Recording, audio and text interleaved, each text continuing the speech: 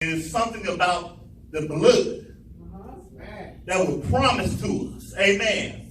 Amen. That look, he said, I'm going to come back, I'm going to redeem my people. Through the blood.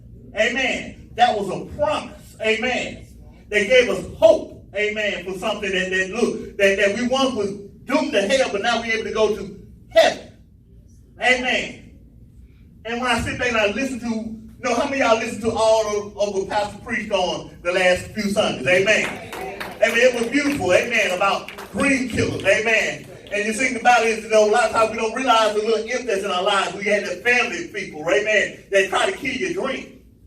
And then he talked about, amen, about how people that's around you in your community kill your dream. Then he also talked about how you kill your dream. Amen. Amen. So what God gave me today, amen, to preach on, amen, is when your dream comes true. Amen. Because we got to realize something. We got to have a mindset of when our dreams do come true. Amen. And I'm going to continue with what he was talking about Joseph. Amen. And you know that when he was talking about Joseph, amen, Joseph had a dream. How many of y'all really know that y'all had dreams or had something that came across your mind that you felt real good, and the first thing somebody said, that can't be you?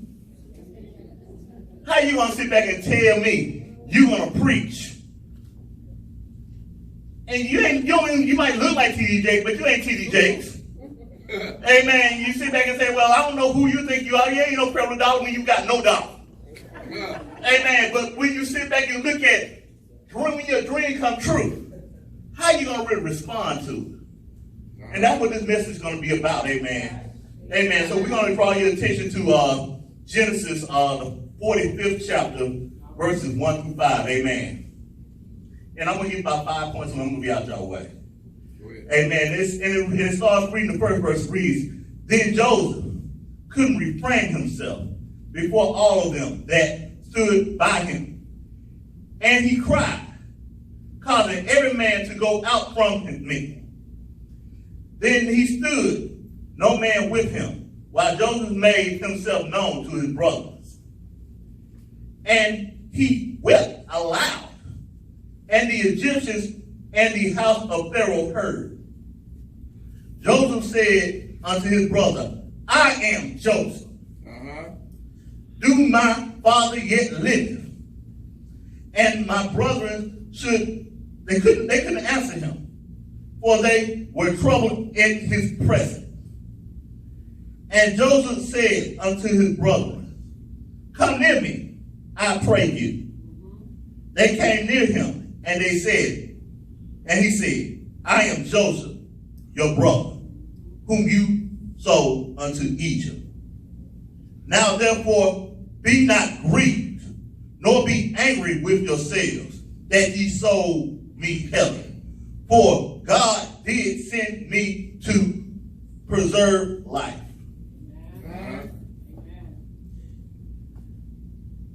Dream, when your dream comes true. A lot of times, let's say, for instance, let me use a person like Michael Jordan or Michael Jackson. Amen. When they was little kids, somebody saw potential that was in them. And they had dreams, right? But when they finally arrived to that stardom or that success level, how did they respond? It's a good story. Some of your young kids know this song called I Started From the Bottom, Now I'm Here. I started from the bottom, now the whole team here. You see what I'm saying? See, Joseph is a prime example of that. Here it is. He had a vision. And I'm using that word vision because, see, a lot of people don't realize you got two types of dreams. You have one dream that you say, man, I can't wait till when I become a millionaire.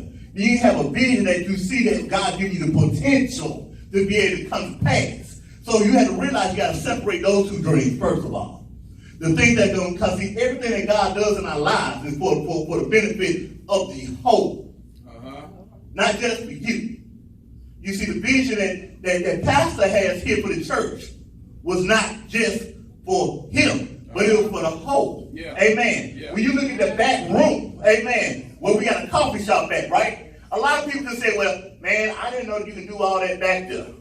When the vision comes true, You see, and that's what I'm talking about. You see, you have people that want to kill your dream, but you're so quick, especially like us, we were so quick one day, I told you so. But God wants you to say back, hold up, and show you something. Yeah. And so we're going to look at 5 points, and I'm going to be out your way. Amen? Amen. The first point I want to look at is when it finally happens. When it finally happens. Let me look at verse 1 again. It says, then Joseph could not refrain himself before all of them that stood before him. And he cried, every man to go out from me. And he stood, no man with him, while Joseph made himself known. So let's look at this part of the verse right here. It says, Joseph could not refrain himself before all of them that stood with him. You know, when you just finally won that lottery ticket, let me just make it home right here. You sit back and you bet this number there, well, I'm going to win the lottery, and all of a sudden I won the lottery. You couldn't refrain yourself. Guess what? This way Joseph was. You see, let me tell you a little bit about the story. You see, what happened with Joseph was, number one, he sit back and say, can I see your little scarf you have with the colors on it? Amen. Here it was. His dad. Come here, my brother. I'm going to show you. You see, sometimes got to get visual with this thing, right? Yeah. You see, here it is. Now, you sit back here, you just put it on my shoulder. Just put it on my shoulder. I'm going to show y'all something. Hey, man, I'm still a man. Don't look at me crazy. All right. Here it is. All of a sudden, he walked up to his brother and said, guess what? Come here, Pastor, for a second. Let's come right here. There's just a bunch of them right there with him, right? There's a bunch right here with him. Hey, guess what? I had a dream that all your sheep bow down to me. Then what, he gonna look at me? You see, then he gonna sit back and say, man, get out of here, man. I've been doing this for all of this. I'm older than you. You just a young baby. When it finally happened, right? Then turn around, he sit back here. He takes my thing from me that my daddy gave me, right? So I'm looking at, man, my daddy gave me that. I don't care. And he sit back and throw me in a pit. Right. Amen. Amen. Right. Amen. Then you see, that's a lot of times we don't understand that. A lot of times we have people like you were preaching last Sunday about, we got people that want to kill what you believe that God has told you to do. Yeah. Amen. How many of y'all sit back and say, wait a minute, how you going to raise that baby by yourself? Or how you going to sit back and take care of that household? How you going to sit back and get a new car and you ain't got no job? How can you do all this stuff? But you know that God has promised you something through a vision he has given you, through something that God has wanted you to see. Yeah. Guess what? Then when it finally happened, what you gonna say about me now, bro? Look at where I'm at right now. I got everything. Look at this. I got a bank account. I drive a Rolls Royce. You can't touch me. Now I got my money right. Yeah. You know, I mean, we gotta say when it finally happens, when you then finally got to the place you really want to be at. Yeah. Then the question comes to your mind is, what am I gonna do with it? Yeah. What the purpose or reason why I receive what God has given to me? Yeah. That's what we mess up at a lot of times. And when it finally happens, you see, how you going to respond? When I sit back and I look at another portion of that verse, amen, he sit back and he said, he cried. Yeah. You see, he caused every man to walk away from him. Like, whoa, what's wrong with him? You sit back and you think about this. I'm just going to be a little comical. Here it is. I'm walking the crowd, right? And I'm trying to get something. Now I'm trying to, everybody going to say, what's going on with him? Because it's something that you know inside of you.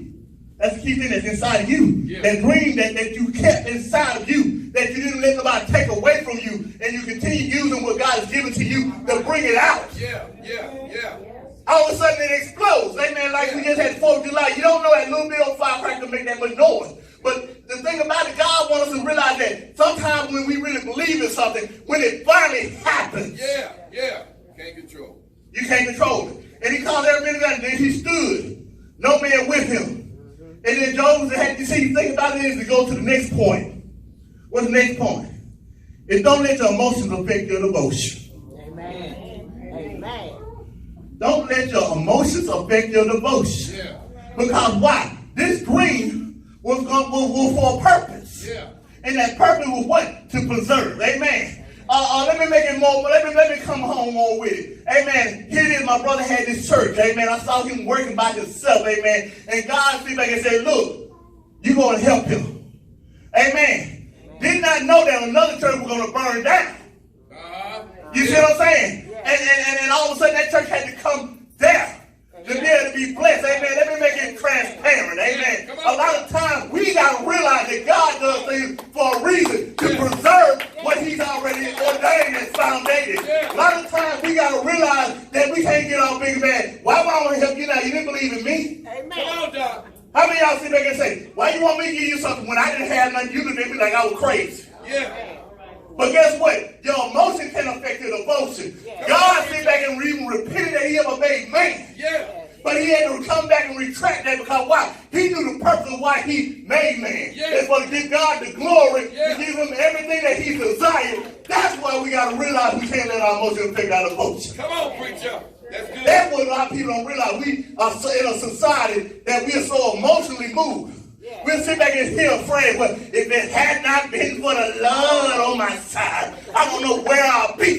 But don't realize until you actually been in that situation or been in that circumstance, guess what? I can't just sit back and be moved because it's sad, because I've been through the experience. Yeah.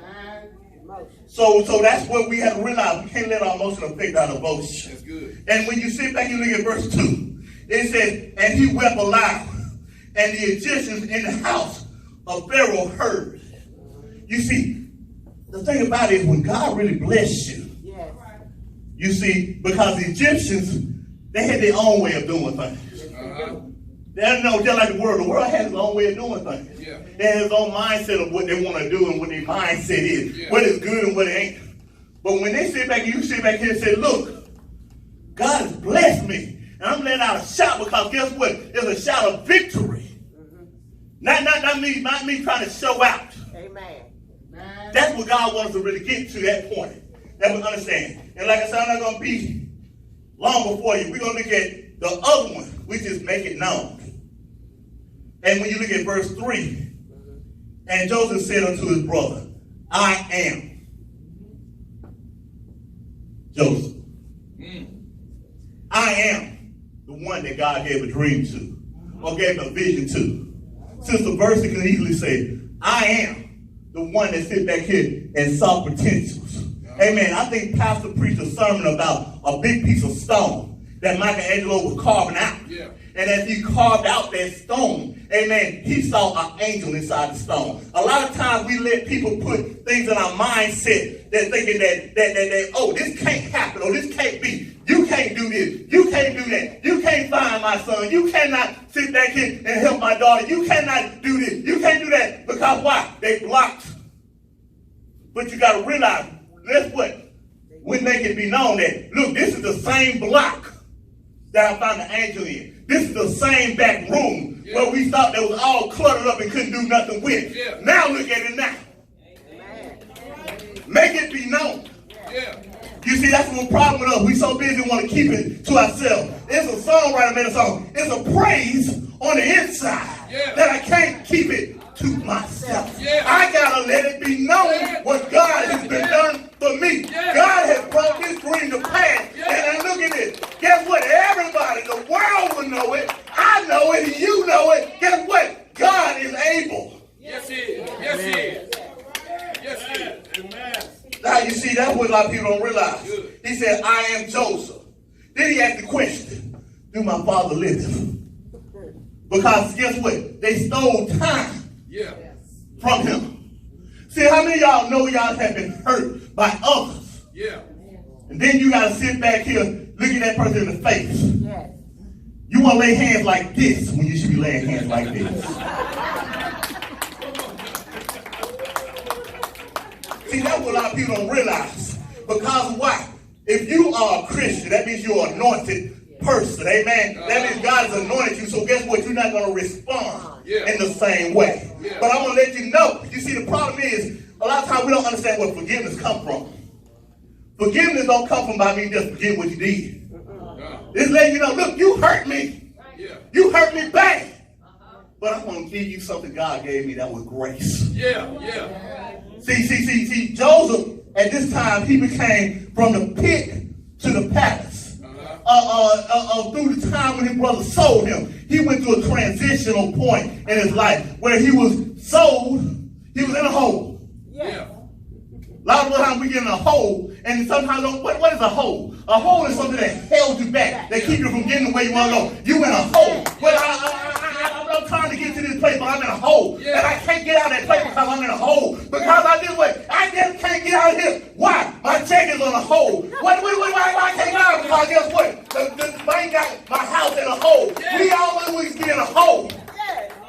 But then when you get that little section to come out of that situation, where you get a little favor from somebody, that's temporary favor. Yeah. What do you mean temporary favor? See, the devil gives temporary favor. See what temporary favor is? As long as you do this, I got you. But guess what? You don't realize you have someone that's on the inside that you ain't supposed to do, try to put. How many of y'all got blamed for something you didn't do? You see, you like you're doing everything right on your job, right? And you turn in your paperwork. Then all of a sudden somebody sit back and make one mark on that's wrong. And all you needed was three questions. You only get 3 questions wrong, so they sit back and you have 2 questions on 1 question, and then all of a sudden, you failed. Then he went to a prison. But the dream that God gave Joseph, he sit back and let it be known. Guess what? This is what happened. Through his dream, through what God's already placed in you, and that dream got you to the ability to be able to get to where you at. Now, all of a sudden, here it is. He got all the stuff they need. The family came in the land. His brother will come to it. But he let them realize, look, you did this to me. You see, we missed that point. Then the 4th point I want to get to, acknowledging your testimony. Verse 4. And Joseph said unto his brother, come near me, I pray you. They came near him, and they said, I am Joseph, your brother, whom you sold to Egypt. Acknowledge your testimony. Now, if it had not been for the Lord on my side, where would I be? If it had not been, you see, I'm him. I'm the one that you rejected, the one that you said I'd never be nothing. One day I said I will always be strung out on drugs. I'll never be able to come back to God. You're the one that said I could never be nothing. I'm always lost. I'm confused. I'm speeding up. I'm talking about all this other kind of stuff that's not irrelevant to what needs to be done. But guess what? I started from the bottom, but now I'm here. And guess what I'm going to do? I'm going to bring the whole team here. And when I'm going to look at verse 5, amen. And this is my last and final point, amen. Your dream should give God the glory. It says right here in verse 5, it says, now therefore, be not grieved, nor be angry with yourselves, that ye sold me hither. For God did send me before you to preserve your life. Everything you see y'all up, you don't realize. Well, Mama, you didn't do this for me. Daddy, you couldn't do this for me. Son, I did what I had to do. Daughter, I did what I had to do to preserve your life. I went through things because I went to visit you in the jail cell because why? I'd rather for you to be there than to be in the grave. I'm trying to preserve your life. I sit back here and I dealt with these different people you dealt with because why? I want to be around you so I can preserve your life. You see, a lot of times we don't realize when that dream finally comes true, we got to understand that God gives the glory. Amen. He sit back and told us in Joel, the 2nd chapter, amen. He sit back and said, I'm going to pour my spirit upon all flesh. My old man my younger dog will prophesy. The old man with his dream, and the young man had vision. The problem is we so busy talking about the dream, but we never follow the vision. The God gave us vision for the provision of what he wanted to do in our lives. This is what God wanted to do. I want y'all to sit back and look at the screen. I want y'all to sit back and look at the screen. Repeat what it says on the screen. It says, remember, when your dream comes true, it's God that gets the glory. That's what you have to realize. That it is. When your dream comes true, it's for God to get the glory. You see, God had a dream about us. A vision of provision that he had given to us, that he had given down through the years, 2.5 generations for him to get there. But when he got there, at the age of 8 days, amen, it was a man named Simon. He walked up there to the temple while Jesus was being circumcised. He was able to die because what? His dream came true. He saw his salvation. That's what we try to do. Everything God gave us is the salvation of the revelation of what he has in our life. Amen. And when Jesus got up to the age of 30, amen, he started a ministry, amen, that was starting to dream of what God had for us. And the thing about that dream was that he knew he had to die. Amen. Remember, when your dreams come true, it's God that gets the glory. Amen. So when Jesus went from judgment hall to judgment hall, and he got whipped with all those cat of nine tails, he sit back and sprinkle that blood. The same thing we just got been talking about. Blood never loses power. Because why? Remember, when your dreams come true, it is God that gets the glory. Amen. So he did all that for God's glory, not for you. Not for you to brag or sit back and talk like I need all this, but it's for God to get the glory for what he has done. Amen. When Jesus stretched himself on that cross, and then when he sat back here, he died. It was not that he died just because he could die, but he died so that we can